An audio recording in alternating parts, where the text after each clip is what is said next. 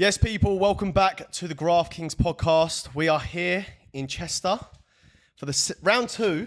Is it Chester or Cheshire? Chester. Tomato, isn't it? Oh, okay. Chester's in Cheshire, right? Yeah, it's just 20 minutes-ish. So technically, it's not right, but yeah, anyway. Are we in Chester, Warren? No. Okay, I'm wrong. Gotcha. Yeah. But we're back for round two with the one himself, Somewhere near Mr. Chester. Warren Spencer. Thanks for having me, bro. Hi, brother. All right, guys. I mean, we've been together since yesterday, but we'll shake your hand anyway. All right, but you just exposed us all today. Ozzy's just exposed everybody. You had to kill everyone. I'm that guy. It's good to have you back on, man. You're the second guest we've ever had for a round two. And I think it was definitely necessary and overdue.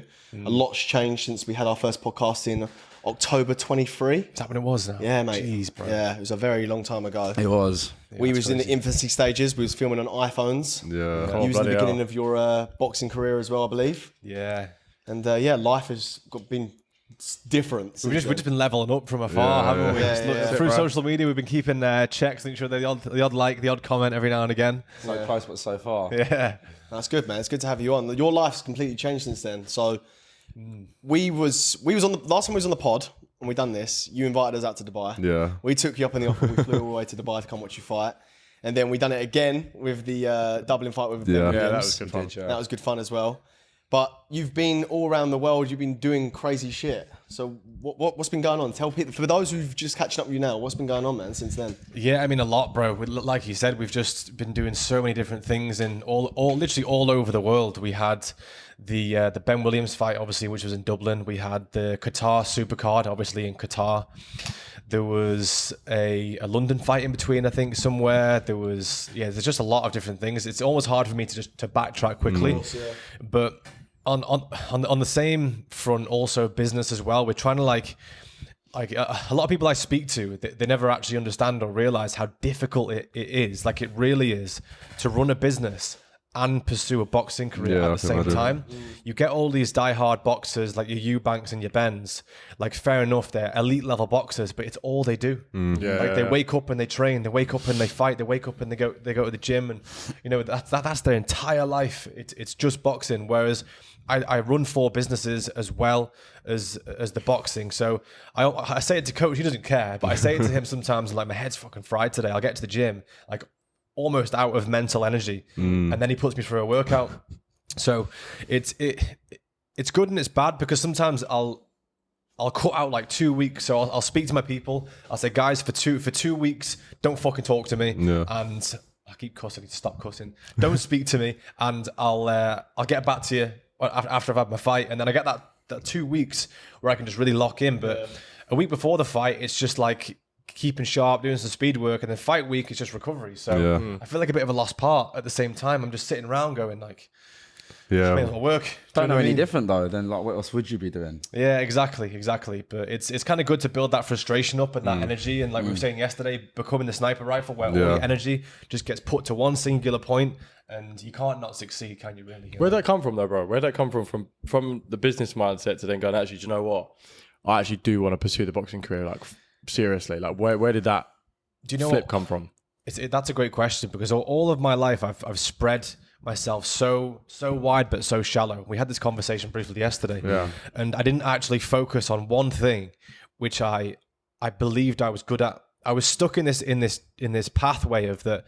If I try something for 6-12 months and it ain't working out, I'm not good in it, then I'm just not talented enough for me to pursue it. Fair enough. So I was in this weird cycle, but I think it just comes from being comfortable with this idea of not being the best, being comfortable with the idea of that there's always going to be someone better than you, and then just going, right, fuck it, I'm all in on these 3 things or these 2 things, and that's it. I don't care about anything else but that, and that's all it is. It's just been business and fighting, and then that's it.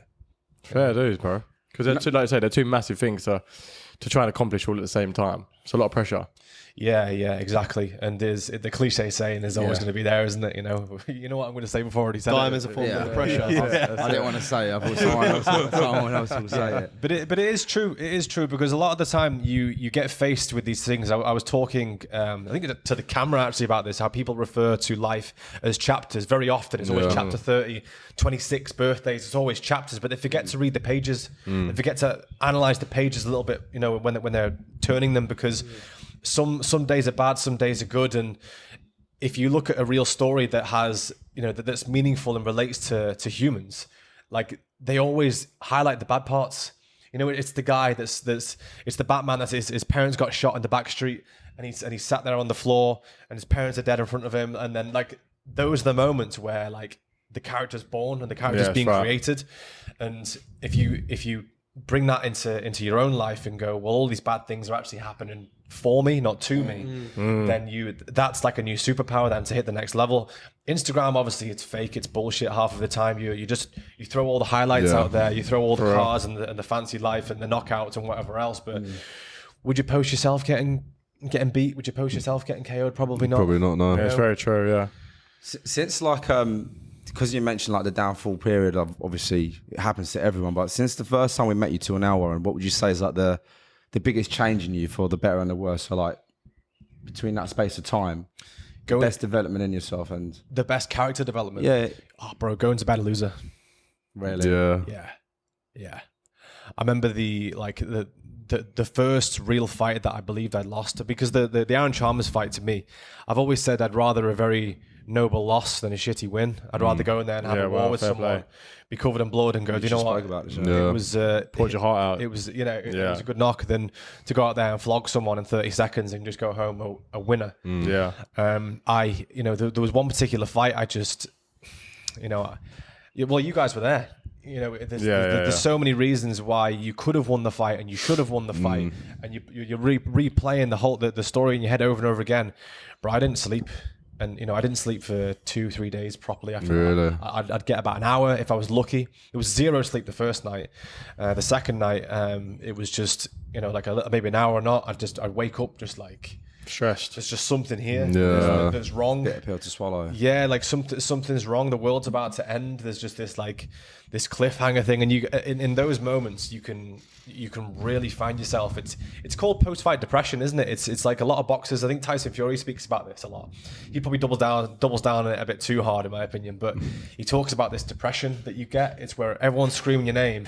You have this big press conferences, and you have all the media in front of you, and then all of a sudden you drop off of a cliff. Mike Tyson said it fantastically. He was like, they train you to kill, and then after your fight, no one trains you out of that. They just leave you to be a killer, and then you're just like, what do I even do? I'm not waking up today at 4 a.m. and doing a run. I'm not beating up, getting beat up, beating somebody up today. What the hell is happening? So you just hit this little lull, and even when you win a fight, even when like the Qatar Supercard, I had the win. It was great. I still found myself like a spare part for the week afterwards. 2 weeks, you just have this like mental state which you have to just get over. And you only do that by turning the pages. Facts. Right, I think Will Smith says that as well. He talks about how you get to that level. No one talks about what happens after you bought the nice cars and you've got whatever it is. No one ever talks about what you do after that when you've achieved all of that. Yeah. Well, all the losers go, it's all right for him. He can just go and get out in his Ferrari and fly his plane. And look, I'm not there by any stretch now. I got a private jet, but it's still the same concept, isn't it? You can have all these material things around you which people see as the end goal. And the reason why they are losers is because they think that's everything. That's the medicine. Yeah, they think this beautiful house that I'm in. Don't get me wrong, it's amazing, but they think this is it. This is the end game, and it's all. You're gonna wake up every day happy. Yeah, it's not how it still works. Human. Yeah. A lot of people say that though, don't they? Like I always see a common trend in people that have done very well in life. They'll always say when they got there, it wasn't kind of what they expected. Like, it was great for like 1 or 2 days, and then it's like, what next? Yeah. I don't think that's a bad thing if you know how to transition out of that kind of mindset of being like, well, I've got here, how can I get here? Yeah. But you got to keep it up as well then, because you think about if you got a family, responsibilities, or people that rely on you, you have to keep that up. You have to find money from somewhere to consistently pay for all these things. Yeah. And then, like, do I actually get paid enough money from boxing to live off? Absolutely not. I get paid well from Misfits, but that's what, 2 fights? I've had 2 fights a year? 2 fights in a year? Whatever. Do you know what I mean? It's not enough. No. It's not enough to live on. I certainly wouldn't be living here if I was living off a boxing wage right now. Yeah. George Heaton talks about that as well. He says it wasn't when the millions hit his account from the sales they've done. It was, what do I do next to scale this up and keep the consistency? Yeah. Because that's what you don't want to do is drop off. So it makes perfect sense. Yeah. But talking about family, bro, like since we're seeing you, you're a dad now. So I don't know. Oh, yeah. We Crazy. can Congratulations, bro. You're a dad now. So Trying to motivate you guys to yeah. Well, come to the dark side. What are you looking at me for? I was just looking in that direction, I bro. think you should. You've all got kids all over the world anyway. You just don't know about it. How's that feeling though, bro? Because I can't wait for that day to have a kid of my own. But truthfully, when your son came, how was that feeling? Do you know what I'm going to say? It's the best thing that's ever happened to me. I think on a level which isn't just like a personal achievement, but on like a selfless level. Yeah. Like I've always focused on me and what I'm going to do next and what my next level is and where my legacy is going to be. It's always been about that. But then he was born and I was like, hang on a minute, there's a deeper meaning to life here. Yeah. Like, wait a second. This guy won't be alive in 24 hours if it isn't for the mother. Yeah. Keeping him alive, keeping him fed, but for me to provide for that, for this little guy. And as he's getting older now, he's 8 months now, which it's gone so quick. He's getting his own little character now, and he's just becoming like this little man. He's just becoming a little bit more handsome every day. Yeah. He's just smiling. Yeah, bro. he's gonna be a little stud, and I just hope he just grows up just enjoying life for what it is, and I want to teach him and guide him to be a respectful young man and not come from this background of just the silver spoon. Yeah. He's going to be getting a paper round. Yeah. He's going to be working at the fucking bar. Good. He's going to be doing all the shit that I had to do to get some perspective on what money is. Do you know what I mean? It'll be £10 a week pocket money. It'll be that. Love that. That's the best thing you could do out in my opinion. until you're high enough status of a man to have a woman to come in and help you because you've achieved that amount of status. You're doing the dishes, dickhead. Yeah. You're hoovering the floors. I swear to God, mate, the first thing I do if I walk into somebody's house, right, and I say, "Can I use your toilet?" That's an assessment. I'm going in that toilet. If that toilet's dirty, you're getting fucking judged. Don't go in there after Joseph. Why do you guys live like this? You've heard it before. That's an assessment. Do you know what I mean? So I'll be teaching them. Listen, if that's where you clean yourself and it's dirty, you're fucked. Right. Yeah. Why can I Do you know just what I see mean? you calling your son a brokey when he's I've got no money? Because you're a brokey. Like. Why can't I see that? I mean, like, see that car, it's mine. See this watch, it's mine, you little dickhead. Well, that's true though. That's what you need though. You need that. Yeah, father 100%, figure. mate. Yeah. You need to Understand understand the value of enough pocket money, you can buy a understand the Swatch. value of life. Understand it, bro. I grew up around women. My dad used to always criticize me, and I tell the boys like he was so harsh on me. But now I'm so glad he did that. But I never understood it, so I think that's the best type of parenting, especially for boys. Yeah. But you don't understand it at the time, and I'm prepared to have these disagreements with my son. Yeah. I'm prepared for him to have a tantrum, go to his room, believe he's been wrongly done to, and Tough love. And, Yeah, it's tough love. Yeah, that's fine. Obviously, the mother's a different story. I know he's going to go run to his mum because his mum's just going to throw bubble wrap and just say it's all right all the time, and then it's the divide then, isn't it? It is, but especially in this day and age, like I think it's getting a little bit harder to bring children up. So I think that approach is probably the best way, because otherwise you just don't know what could happen because they're so easily influenced by like school and outside. You kind of have to be a little bit harsh on them, I They'll think. be too soft otherwise. Yeah. Oh yeah, fucking hell. I think everyone at home watching this will agree with me as well when I say the 90s kids had the best. Yeah, for real. Facts. As soon as these monstrosities came and got developed and all this sort of stuff, we had the best times. Do you want that for your kids? 100%, Build go-karts, yeah, kick cans around a garden somewhere, Yeah. play hide and seek, build forts out of bloody bed sheets. all, Or in the woods as well. in Go and ride your bikes and get dirty and fall over and play knockdown ginger and like, do you know what I mean? fires, building ramps outside. Yeah, man. Let fireworks off in the street. Who cares, man? Bit nostalgia, Little innit? shit. Grace like, Rob shops. I'm like, Oh, sorry. Nostalgia there. Sorry. Muscle memory kicking in. Sorry. It's the EDO. Isn't it? Rob a post make it office. past the self checkout. It's been exposed. That's so funny. No, I agree with you, man. Yeah, but for real. with the whole challenging mindset, is that why today you're looking to fight 10 men one after another? Yeah, I think today has just been one of those days where it started off with a call out. It was started off with, who are these people on Twitter? Who are these people in my DMs? Like, who actually are they? Yeah. The nameless, faceless people that just crop up and just be like, have a shit day. And I'm like, So weird, isn't Have a it? shit day. have a shit It's day. crazy. So Or weird, just bro. Go out something. your way to say that. Just whatever it is. I don't care what it is, but it's just random. But yeah, I don't know how these things come to life, bro. Just one thing comes to the next. You make a call out video, and the next thing, 10 of them are coming to the gym, and you're having a scrap. So let's go. Yeah. You're not worried at all. No, Cool. I mean, you got to not be obviously, but I think at this point, bro, in my career, like, I've been hit with people that are 90 kg monsters. Yeah. Like the Chalmers fight was a great example. That was way before I was even conditioned. Yeah, that was a serious fight, bro. That Aaron's no joke. Even Andrew, like his, you know, his kickboxing record is it's no joke. Yeah, To have 75 odd fights, 4 or 5 losses, whatever it was. You know, if you get hit by these guys, it's different power. Yeah. It's just a different power. It's like a tank, isn't it? So if I get knocked out by 10 mushrooms Yeah. that want to come to the gym, then that's my fault. Yeah, fair. It's my fault for inviting them there in the first place. It's my fault for taking the shot and getting KO'd, isn't it? I think it takes more of a man to be able to then actually do that and not be afraid to actually take the loss. Do you know what I mean? Rather than taking 10 fights from 10 bums that you know you're going to beat. Like, you've actually taken fights with people that you know stand half a chance or stand a good chance of.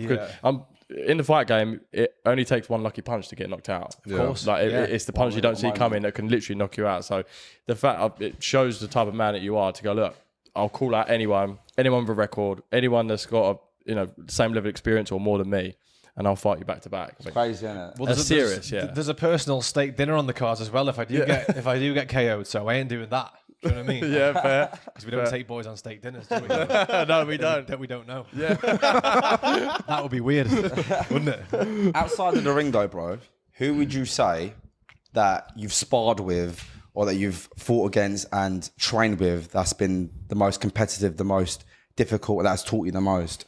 It has to be Andrew Tate, easiestly. Like the easiest call ever.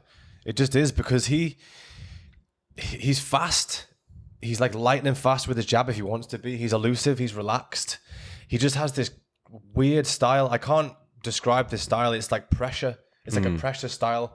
Like he'll move forward and just keep coming forward. Yeah. And he makes you either have to react to something or get out the way because it's going to hurt. And this is what I was saying to you boys yesterday about the difference between being hit with a log and like a cane. Is that you can have a hand up and just get hit with a log and you're going to feel it. It's going to break your hand or whatever it is. And he's just that guy. I don't know what it is. And every time I've sparred him, I've just got pieced up. Do you know what I mean? And it's one of those things. But as well, at the same time, he's very respectful with it because he knows there's levels to the game and I know there's levels to the game. Yeah. And he knows when to step off the gas. Yeah. And then to stay on the gas. That's even more controlled. Yeah. Yeah, bloody hell. Because you can have someone that's a good fighter that doesn't know where the limits are. Yeah. Yeah, it's very true. You know, so it's just... Their ego kicks in and wants to just sort of... Yeah, ego, experience, all that sort of stuff. Boys, let me just take 30 seconds of your time and put you onto something that I've been using in my hair that's been getting compliment after compliment after compliment. Rene, guys, anything from hairspray to hair cream to sea salt spray. My hair's getting longer and I needed a decent product and Rene came to the rescue. Honestly, boys, if you've got long hair or even short hair, Rene is the best place to be. But again, I've had some hard spars in the gym as well. So, some boxers that I don't even know who they are. You have a different level of power again when you're fighting someone that's like a middleweight or like a cruiserweight, or you know, they just have like this kind of skinny power. The flyweights or whatever it is, because they're super fast. Yeah, and they have like stinging shots. Yeah. So you're getting hit with 5 shots versus one powerful one. You just like boom, boom, boom, boom. You don't know what's, you know. But you have to fight these styles. You have to fight all styles. Yeah, that's right. Yeah. And that's what today's going to be about. It's going to be 10 opponents, 10 different styles, all in one day. So what not a better way to train than that? That's true. It's just a training session for me. It prepares you for it, don't it? Because you don't know what size they're going to be. Like you've not even seen their photos, I take it. No. Some of them, yeah. One guy looked a bit like Krusty the Clown. So For fuck's sake. I don't know what's going to happen with him. Yeah. Like you in Dubai. What if someone just rocks up and they're about like, I don't know, 19 stone? I mean, I had to stick by my original call-out post, which was just, if you are 20 stone, fat and a loser, you're still getting it. You know what I mean? No, fair enough, bruv. Reversing back to the Tates, you've been spending a lot more time with them. Like, you've been out in Dubai with them for a bit of a stint as well. Yeah. What was that like? Because obviously they've just been allowed to leave Romania and now they're traveling the world doing their thing. And then there's you with them in Dubai. So how was that? Yeah, it was good, man. Like, they're brothers to me now. I genuinely just have so much time for them. And no matter how much the mainstream media tries to push all of these allegations onto them, I'm never going to believe a single thing. I believe 99% of men have got something which they've done in the past they perhaps don't want the world to know about. Yeah, of course. Like, it's just life, isn't it? You make mistakes, and all they've done is try and put some sort of nit comb through these guys. They've used women to control narratives and mainstream media. They even there was a guy that took an ecstasy tablet the other day, and the Daily Mirror put 19-year-old boy dies after taking Andrew Tate pill. What? Because it was pressed with and it must have just been called Andrew Tate. Yeah. It's crazy. And it was a picture of this kid and a picture of Tate, and my instant reaction was, well, Mitsubishi and Ferrari have got a lot of fucking answers, questions to fucking answer, haven't they? If that's the case, do you know what I mean? That's crazy. So it's like, how can you just then start getting these drug use? He didn't use anything, didn't he? Doesn't even drink. Yeah, it's not even affiliated. Anything, bro. So he doesn't drink. Certainly doesn't take drugs. Like, he has a cigar, cool, but it's just, going back to your original question, it's like I love spending time with these guys. They're super, like, intelligent, and they just handle themselves very well. They're actually very, very chilled as well. When you're just having a conversation with them, it's a very level-headed, normal conversation. It's just like we're having now. You just like, it's just good to be around them and be in their presence, and whatever I can do for them, I'm always just at their service, and it's just a nice place to be with them. Good energy and stuff. Yeah, exactly. We took a yacht out in Dubai I just took them out as like a bit of a thank you, because they've just done so much for me in the past. Tristan's obviously sponsored my fights now with Talisman Tequila. I've always had Tate sponsor me for fights and things like that with the War Room, so I always represent him, and that kind of brings me on to this, which is Fireblood, and I want you guys to have a little go of this and tell me what you think. So this is Andrew's actual supplement. This is his actual supplement. Do you want to give us a brief on it? So this is Fireblood, and Fireblood is probably the worst tasting supplement I've ever tasted in my life, but it also has every single amino acid, vitamin, mineral that you could probably put together without it being toxic in one scoop. So it's a powerful supplement. It's a potent supplement. There is no caffeine in it, I believe, and it gives you a lot of energy, but it tastes awful. But it tastes disgusting. And what's the saying? That the saying is, the road to heaven tastes like hell. And is there a reason why he's done this? No flavour? Because he could have easily flavoured it. Yeah, so the guys that manufactured it obviously said, look, you're going to have to flavour it. And he said, why? He said, because nothing will sell if it doesn't taste good. And he just said, well, watch me. I'll sell it. And then they looked into it a little bit deeper, and they actually realized that if you try and flavor something, no matter what it is, even if it comes from natural fruit juices and all this bullshit, you can't actually put anything in it to flavor it without it being bad for you. Unless you go down this route of mixing it with actual fruit, fresh fruit and things like that, because it needs to have preservatives and all kind of things in there to make it last. So they come up with this. I want you guys to have a go. The religion is you have to dry scoop your first ever. Mason's had a lot worse in his mouth, so he'll be all right. All right. And if something does happen to us, we don't hold him responsible. Yeah, don't clip that and put it anywhere on the papers. We're fine. So that smells awful. I would suggest you go It smells like chicken stock. I said to go to 2 at a time. I would suggest. It smells like chicken stock. You know when you make It's like broth. yeah, broth. That's it. Yeah, it smells like broth. It does. Some water's there to wash it down. You like broth, don't you? I love broth. I thought he was going to say the H-E-L-S at the end. Broth. Oh. Is that a big enough scoop, or do they need a proper scoop? Yeah, that's fine. Yeah, just go straight in and Have a little bit more, mate. Stop being a pussy. Put a bit more in there. What's wrong with you? Full scoop. It's a scoop for a reason. Ready? Go on, Brett. Ready? Yeah, just try scoop it. Cheers it then. Cheers it then. Ninjas.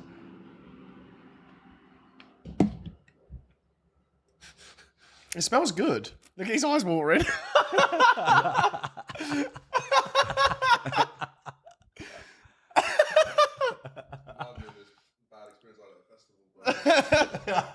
Go on, Ozan. We're up. It's bearable, but I can see why. It's not as bad as you It's think. nice. The residue in your mouth is fucking awful. It made my eyes water. I think you're the first person to say it smells nice, which is I think it smells like soup, yeah. like broth.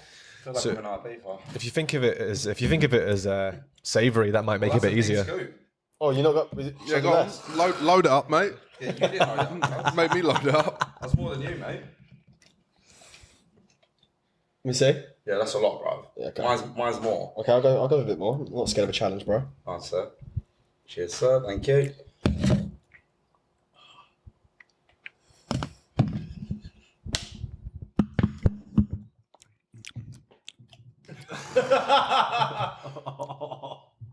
I think dry scooping it makes it harder. The problem is, mine got stuck. You know when you did the cinnamon challenge, to Yeah. block your airways. Okay, yes, that's awful, mate. Cool. It's not very pleasant, is it? But you get on with it. Oh, that's a nice bit of fire blood. I sort of like that it doesn't taste good because it's, you know, that whole narrative of like putting yourself through difficult things for. Yeah, that's it. It's one difficult challenge every day, isn't it? Yeah, Yeah, it's like, repeating on me. Yeah, it's four. You have one of these every morning. Yeah, every morning without fail. I get up and I'll have some of this. And do you know what? If it didn't do anything, Yeah. I genuinely would stop taking it. Yeah, of because course, yeah. it just tastes horrible, and I'm like, Yeah, yeah. I don't need to do this because it tastes disgusting. But Oh, mate. it just fires you up. Mental clarity, just working through things is a bit easier. It's efficient it's- on like not stalls. on the Supermarket. Yeah, Yeah, like No. is it- You buy it online. Yeah, be online, yeah. You reckon? I don't think any supermarket's going to endorse it, do you? maybe. You never know. Yeah, it aligns perfectly with Andrew, though, doesn't it? Because it's all about doing something difficult every day, doing things you don't want to do every day. Yeah. And so that is aligned with it. And like he says, if you can't do it, you're a pussy. Making sure that that's your norm. Yeah. You're not. It's not meant to be all like So it's not dandelions meant, and. life ain't fucking easy. You're not meant to take these nice flavoured supplements that help you do this. Take something that's actually good for you. And although it tastes like shit, do it. Who gives a fuck? Yeah, and that's all about being a man, isn't it? That's exactly that, bruv. That's probably the manliest supplement online, isn't it? Yeah. Really? I mean, that was vile. But I was going to say though, like speaking about Andrew, and Tristan, they've got all of these allegations against their name, and I've seen you stand up for them and speak on their behalf. Do you get a lot of hate for that online? Yeah, definitely. The backlash. Yeah, 100%. I mean, you've probably seen some of the stuff. I Yeah. sometimes post funny comments on people on Twitter that have had a go at the post or whatever, call me a rapist and call me a whatever else as it is that they get lined up with. Crazy. One of them was funny. So someone put a comment on the yacht and they were like, "All aboard, rape bros." And I was, fuck's sake. sake, That's man. awful. I was like, "Bro, that is heavy." to just say, like, With chest as to well. just say, like, on a random post, but it's all lies, and I know I've been around for long enough to understand and know when I'm in the presence of a nonce. yeah. yeah, too right. Yeah. Weird Donna, yeah. Yeah, but weird guy. Because they just act a bit weird. They move different, man. They move different. The energy is Intuition. fucked. It's all over the place. Yeah. These guys are like razor sharp, super like generous, like welcoming people. Their manners are just exceptional. That obviously the way they are online is fantastic, and they have an audience which loves what they do. But when it comes down to it, and do you think they scream at each other in day-to-day life? You know, are they really that like that? And if you got in their way and you said something to them, then probably Yeah, of Do you know course. what I mean? But until that point comes, they're just gentlemen. Yeah, that's right. Yeah. Very respectful gentlemen. And I'm sure Tristan won't mind me saying this, but even when we were on the yacht in Dubai, he invited a guest who was a lady friend, and the entire time everyone was upstairs. There was a few lads everywhere. There was women everywhere. He sat downstairs with her the whole time because she didn't know anybody. She'd never been there before. She only knew who Tristan was, and he sat with her pretty much the entire journey. And just made sure she was comfortable, Yeah. made sure she had something to eat. If she wanted a drink, that she was taken care of. And that's a man, that's a gentleman. That ain't a nonce. Yeah, right. It's crazy, isn't it? Though the press will never ever show that side to them. Of course not, Never man. show that side to like how gentle they can be. Got their own narrative to spin, yeah, didn't Yeah, and I even spoke to Tristan about her, and he just said, "Look, yeah, I think she's a beautiful woman. She, I'm really trying to win her over. I think she's gorgeous. I think she comes from a good family and all this kind of." He's just saying all of these things, and I was like, "Bro, this is just something that which people don't see. Yeah, Yeah, They that's right. just don't Yeah. see that kind of stuff." they? Shame, isn't it? It is a shame, yeah. But at the same time, they're in the firing line. They're men, and they know exactly what they're up against. And they're so far into it now. They're just like, Yeah. it's just right. It is what it is, isn't it? Yeah, sit down and crack on with it. Yeah. When's the next link? When's the next link up? Probably. I don't know. I was speaking to Andrew, I think yesterday, just about some fight business. I can't really disclose that, but I was just having a chat with him. I spoke with Tristan a few days ago just about the tequila stuff. He's going to get me some tequila over soon. I wish I had it here. No, that would have been for good you to try boys. as It would've well. been Yeah. great. That would have been awesome, yeah. Once that's available, I'll definitely hit you guys up, and Oh, I'd love to. we'll sit and have a go of that, because that does taste unbelievable. Yeah, I can imagine. Oh mate, pulled out this time in the afternoon now would have probably had some for sure. Yeah. What about you, though, bro? What's next for you on the clock? Like, what's a year from now? Where do you want to be at, man? I think a year from now is there's so much that happens in a year. I think over the last 3 years we've all demonstrated Yeah. you can completely change your life. Yeah, for real. So for a year, I'd love to see the Misfits title. I'd love to see some title defenses as well. That's what the goal is. On the boxing front and in business, just make as much money as humanly possible. Scale up, Man, nice. You know? Who do you think is like? Who would you want to fight as that end goal? Like to say the biggest person you can see yourself as an opponent. Whoever's paying Call him out, bro. Whoever's paying the most money, bro. I'm not gonna try and sugarcoat this like, oh yeah, it's my dream to fight like McGregor or something like that. No. I want to know who's paying the biggest bag Yeah. and where and when. Or is there someone out there that you look at and think in the celebrity world and go, I'd love to just fucking go toe to toe with him? It's the opponent, isn't it? It's just it's whoever the opponent is. It's the biggest opponent with whoever shows me the most money dollar signs. That's who I'm going to fight, and I genuinely do not care if it is someone that's 20 stone. Yeah. Like if you get some 20 stone heavyweight that's just like a certified killer, like there was some big heavyweight MMA champion calling me out for this like local spar in a local gym. Yeah. Like, he thinks I'm going to fight him for free. Are you joking me? Do you know what I mean? Like, all right, cool. I'll fight some haters and some randomers for free for some YouTube content. Yeah. That's for me. Yeah. That's for my growth. Yeah. But if some certified killer wants to come in and fight me, fantastic. Show me the money. Yeah. Yeah, fair play. What if they're not a certified killer, but they've got a lot of rep behind their name and they could put in the numbers and the money? Would you fight them? Absolutely. What about HS? HS, yeah, he'd get it 100%. Yeah? Easy. Yeah. And I'd flog him as well. I believe I'd flog him. How can that be a good fight? Yeah, I reckon that'd be a great fight. Because he can bring money to the table, surely. Yeah. Didn't he ask for $1 million from the zone or Misfits or something like something crazy like that. Aaron the Plumber, he's asking the fight and he's asked for $1 million. But I don't think that's unrealistic for HS. I think it's realistic. If he wants to ask for £1 million, fair enough. But promote your fights and be more active in the fight scene. Don't just pull out, have one fight with a ex-Love Islander guy, and then come back and ask for £1 million. Like, you'll get £1 million. I've no doubts about it. He's definitely big enough. Yeah. But be active. Be good to the part sport of of it, boxing, yeah. entertain it, be a part of it, then go and get your bag that you deserve. Don't Well, just it's the come in majority of asking boxing is selling the tickets, mate. Yeah. They say if you can't sell tickets, you'll never reach the top. Well, apparently he just rocked up without any gear on, like any of his stuff. Yeah, that's it exactly. So you can't rock up to a fight. Well, apparently you can. You can't anymore. with no gloves, no head guard, no mouth guard, whatever. So What if he had? I was just going to say on the subject of this, like who you'd fight against.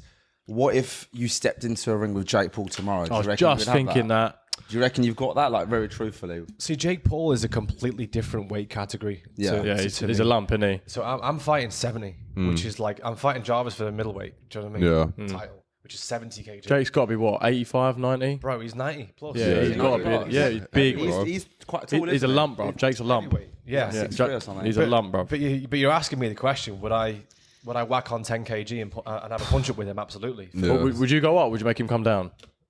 I don't think you could make him come down. Yeah. At this, where I am right now, if I'm being totally honest, I'm just taking the fight. Yeah. Yeah, fair enough. If he wants me to get to 90 and just come in, sumo mechanic, sweet. Sumo mechanic. I'll do him. I'll still do him. Do you know what I mean?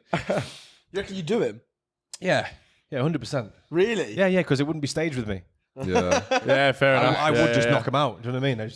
I'd be like, well, you'll get paid 10M more if you take a knee or you lose. Bro, you're getting KO'd. No way. Pay me 500 grand, I'll expose you. Do you know what I mean? That's why he won't fight me. No money to. It's not a controlled circus. You're so right. That is why he's not fighting anyone with things. Probably, yeah. They're all taking. Well, they all need the paydays. He fought Tommy Fury, was it? And Yeah, he lost lost. against him. Yeah. And Tommy Fury's he's good, Do you reckon but that was rigged? nah, bro. That wasn't. was it? No. That one. Tommy won. Tommy won. Yeah. That's the only one. Tommy's got too much of a reputation course, on his yeah, he line. did. Yeah. Tommy's got too much rep on the line, mate. You can't to lose to a YouTuber, but technically coming into the fight game. But no way, man. He should have done a lot better, though, in my opinion.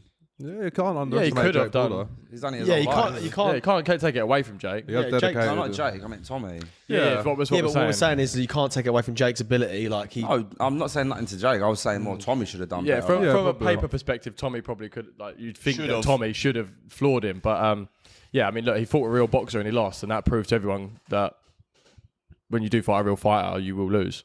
Yeah. Do you reckon you can have Warren? What What's your name, Mason? No. What's your name? What's your name? I completely forgot. Because you claim you're a good fighter now, and he's sitting. I'm just curious. Like, could you? No, not Warren. No. Yeah. Okay. Fair. Not Warren. No. Everyone else though. You especially. You and Shum. When's your next fight, bro?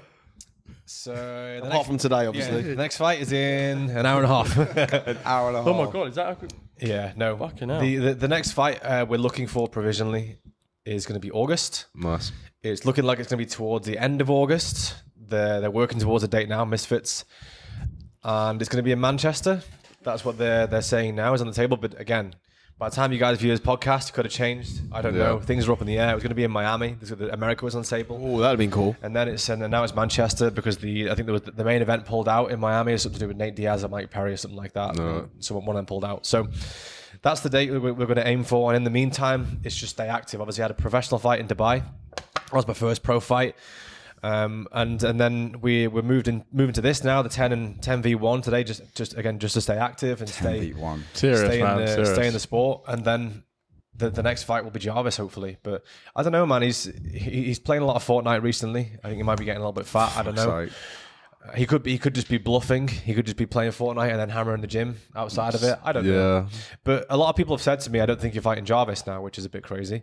But you know, whoever's going to be in the ring, fine. I'll fight whoever it is. But After the last Ben Williams fight, you both become very close. Done a lot of stuff together, training a lot together, doing a lot of content together. So I assume that relationship's kind of completely changed from where it was before the fight. Would you ever rematch him?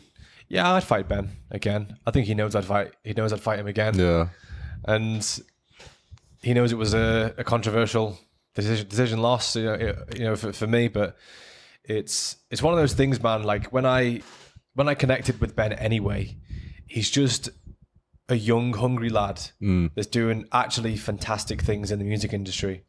Whatever anybody says, for a young man like him, what's he, 21? Yeah, he's smashing life, killing man. it. He's killing He's it. traveling the world. He's DJing. He's fighting on Misfits. He's doing amazing. I speak to this kid, and he's thinking like, yeah. So how do I get? He's like, I'm stuck at X with the business one. How do we do this in business and that in business? And I'm like, bro, if you're 21, It's crazy, isn't it? and you're asking me about rev share and profit loss and all this kind of thing, and I'm just like, Fair play to fair him. play to you. Yeah, Yeah, you man. got my respect for that. And yeah, we just connected, and I think I go back to what I originally said about this kid. I think he's a superstar. I really do. I think he's one of those kids that if he stays focused and he doesn't get lost in degeneracy, which I don't think he will. He's got a good woman beside him. He's got a good family beside him. His family are all great people. Yeah.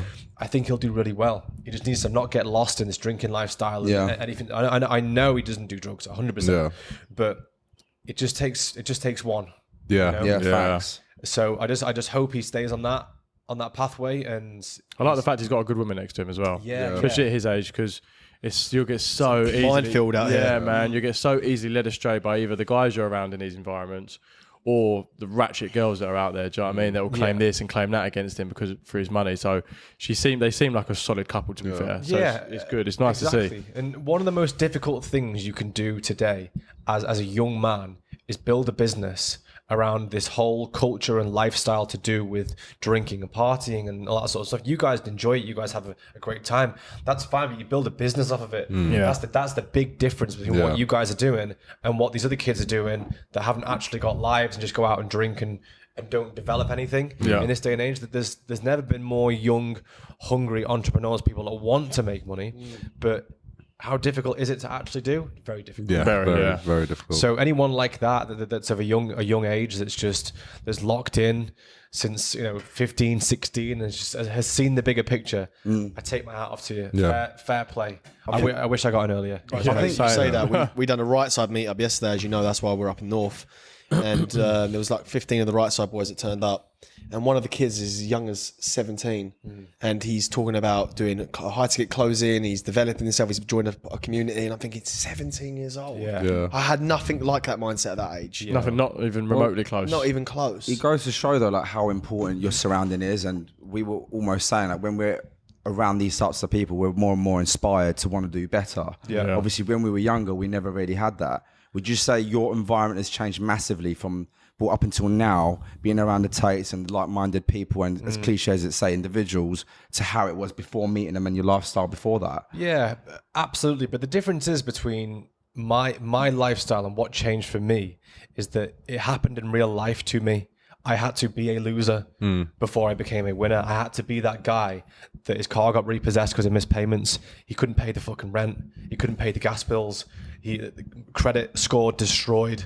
Like, couldn't get financed on anything. Couldn't go to a bank without them being like, who's this guy? Yeah. Like, I had to walk around, navigate my way through life. This was before Tate. Yeah. Before we had Tate. Before we had all these motivational speakers and entrepreneurs. I used to listen to some random dude that didn't even have a name. I don't even know his fucking name. I think his name was Eddie or something.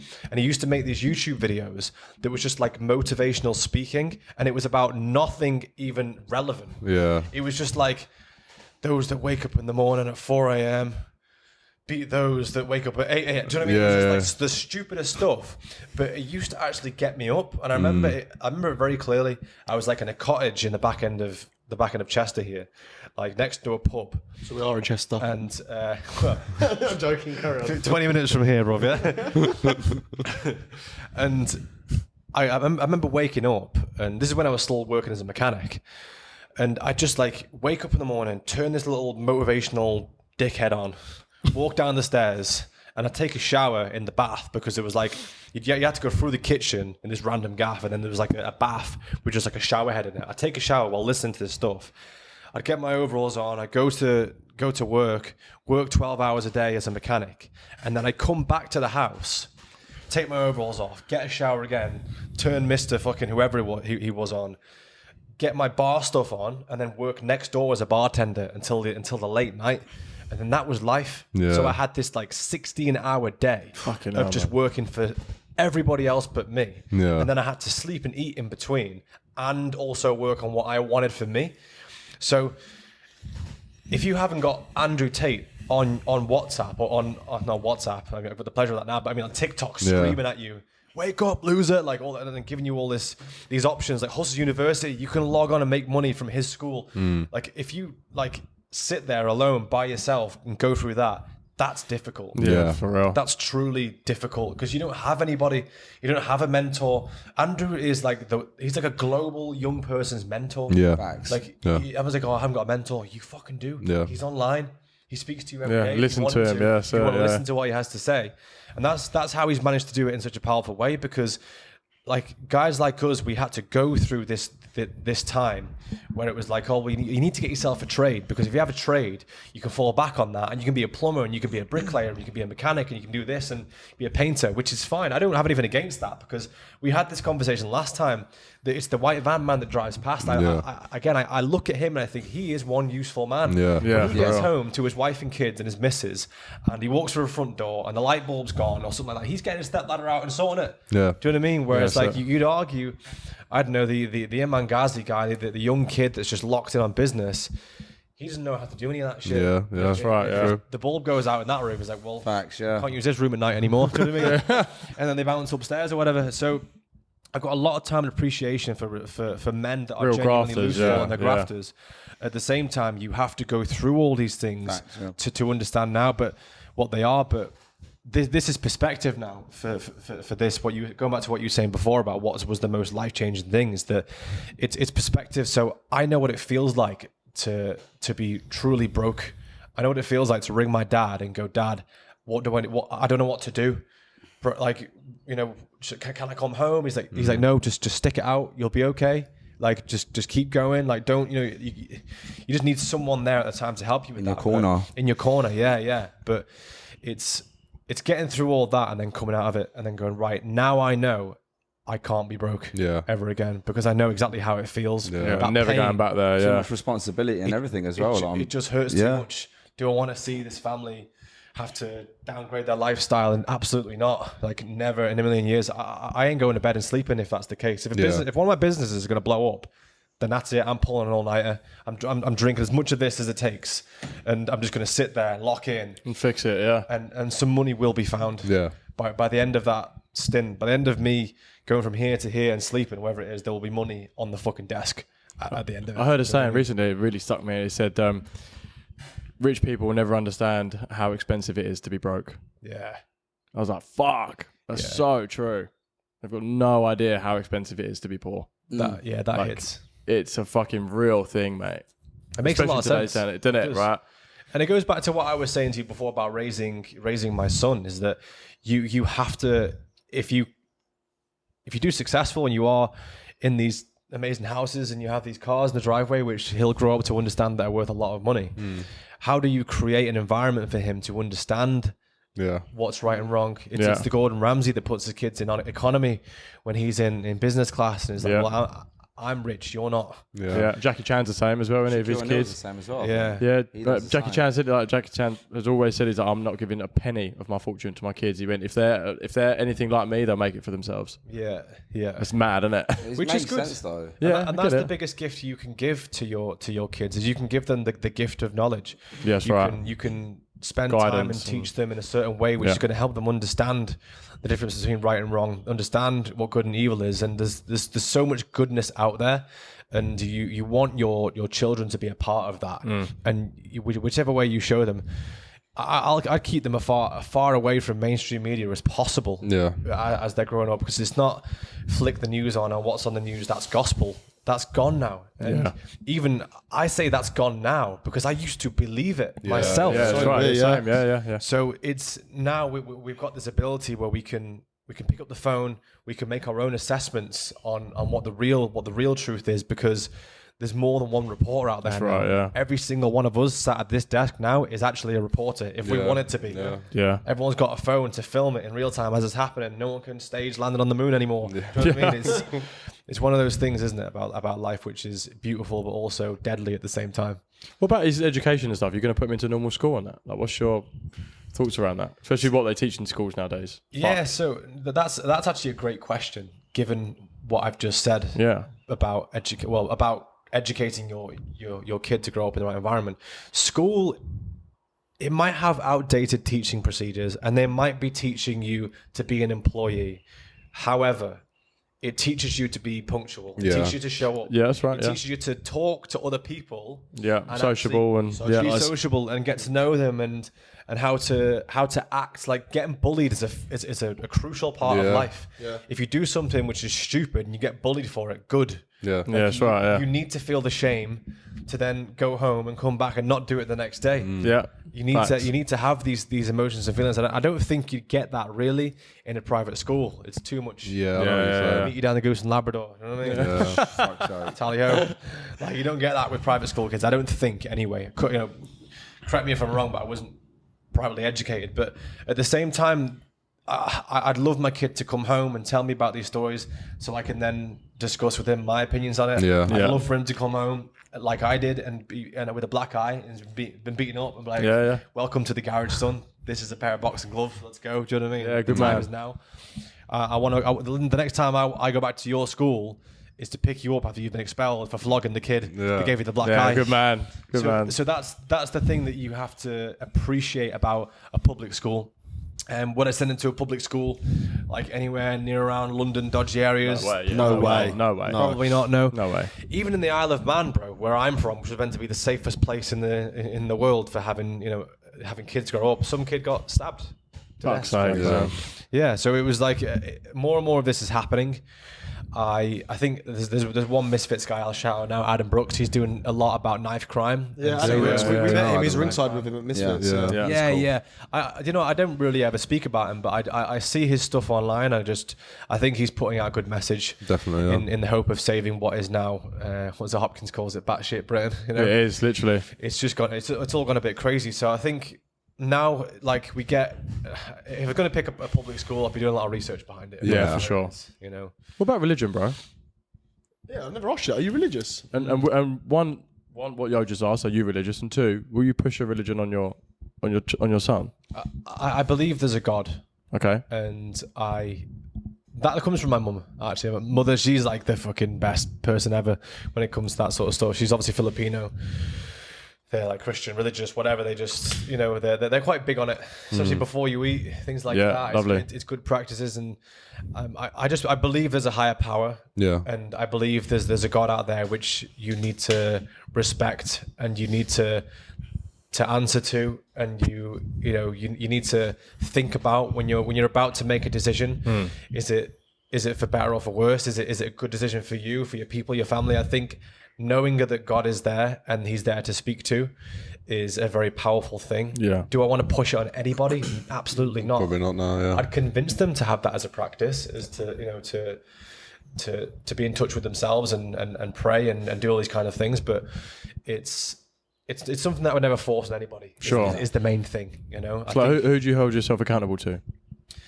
I think a lot of people push too many religions around, and I just don't want to. I want to be broad with it and just say I believe there's a God. No, fair enough. And that's it. I just don't want to. Yeah, it's almost like politics, bro. Yeah, I hear you. It's a sense of hope and faith, doesn't it? That's the whole point. Yeah. Faith, that's the word. Yeah, faith. That's what it gives people, especially people that don't have anything. I don't want to talk. That's what they turn to. So Exactly. Yeah. It's enough. But the same with politics. I don't want to talk about something that I don't know enough of. Yeah. You talk about Islam, things like that. I know Andrew, one of Andrew's friends as well, a tutorial out there, Julie. He speaks about Islam a lot, and he has his opinions of it, and he wants to convince people to go Islam for many reasons. But it's good. Nothing I ever hear from it is negative from where I'm from, but I just don't want to elaborate myself. Yeah, fair play. makes Fair sense. play.